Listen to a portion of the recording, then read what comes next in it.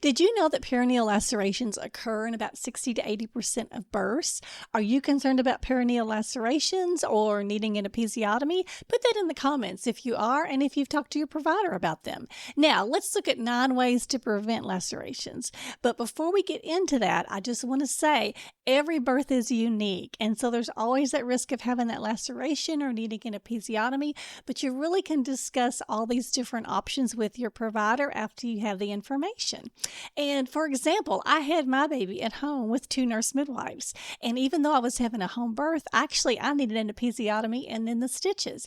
Why? Because the only way I could push effectively was sitting on the commode, and that caused my perineum to swell. And my midwife was like, I think you need an episiotomy. And I was like, really? I was kind of skeptical, but I did.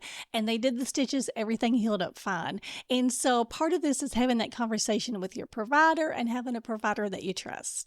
All right, so let's go through also the definitions of different types of lacerations real quick before we get into prevention. So a first-degree laceration means it's just in the skin, and a lot of times you don't even need stitches. A second-degree laceration is the skin and the muscle, and you would need stitches. And if an episiotomy, that's where they make the cut into the tissue. If an episiotomy is done, that's also a second degree because it does go through the muscle. Now, a third or fourth degree laceration is more serious because that's where it goes to or through the rectum. Let's talk for a second about episiotomies. Now, an episiotomy there again is a cut into the tissue through the skin and the muscle. And physicians started doing episiotomies years ago because they thought it was going to be better to make a straight cut instead of having a jagged tear to put stitches in. However, now we know it's better not to do routine episiotomies because once they make that cut, there is a risk that it can extend to that third or fourth degree laceration. There again, that's to or through the rectum. And so there's very few medical reasons to do episiotomies anymore these days. One that comes to mind would be if the fetal heart rate is having issues and we need to get the baby born quicker. And then, like I said, in my case, I had that perineal swelling. So there's occasions where there may be an episiotomy necessary, but it's very rare these days.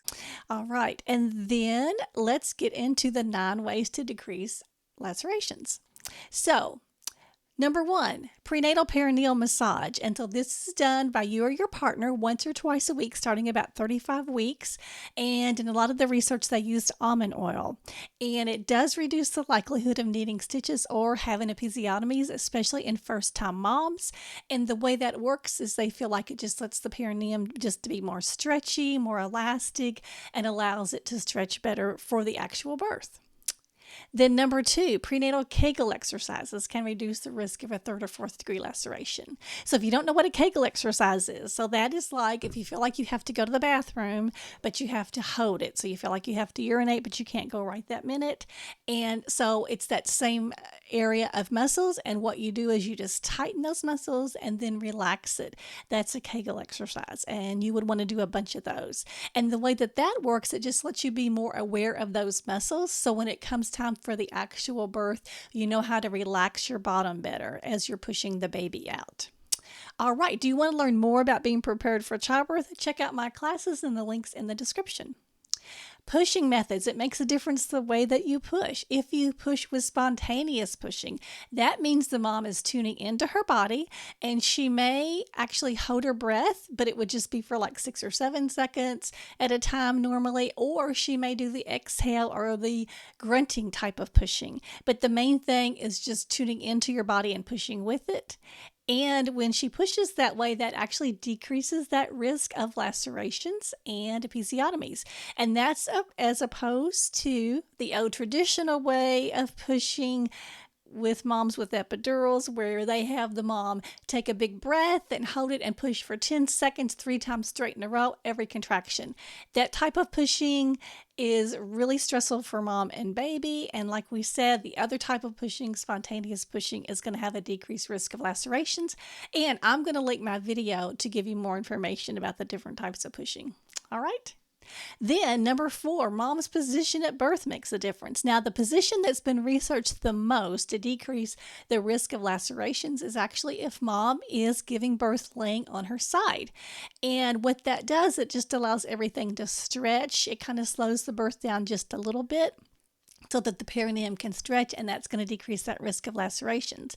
Now, when I was practicing as a nurse midwife, I did a lot of births with the mom in that position. So the mom would be on her side and someone's holding her top leg. And as I said, that allows everything to stretch. And so a lot of those women did not have second-degree lacerations, and maybe they just had a tiny little nick, maybe in the labia area, a first degree into the skin. And a lot of times those don't even need stitches and they heal up really quick. And so this does really work. And in one study, they found a 47% increase in the chance of having an intact perineum. That means no stitches with side lying. So it really works. Now, as far as upright positions, there is some information that may decrease lacerations, but it's kind of mixed in the research.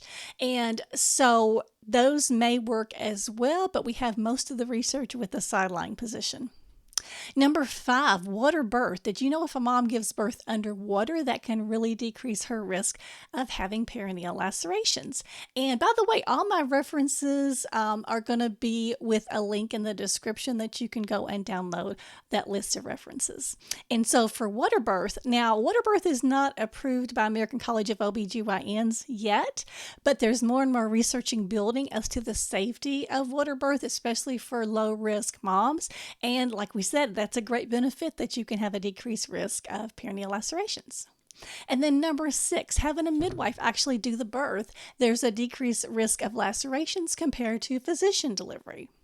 Number 7, warm compresses at the birth have been found to decrease the risk of 3rd or 4th degree lacerations.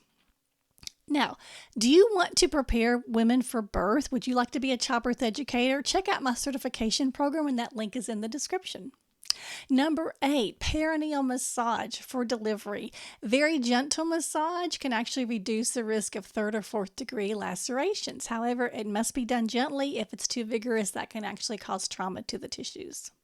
And then lastly, number 9, I think this is the most important, and that's a controlled delivery of the head. So what does that mean? The provider is actually coaching mom to do like little pushes and little blows as the head is crowning and as the head delivers.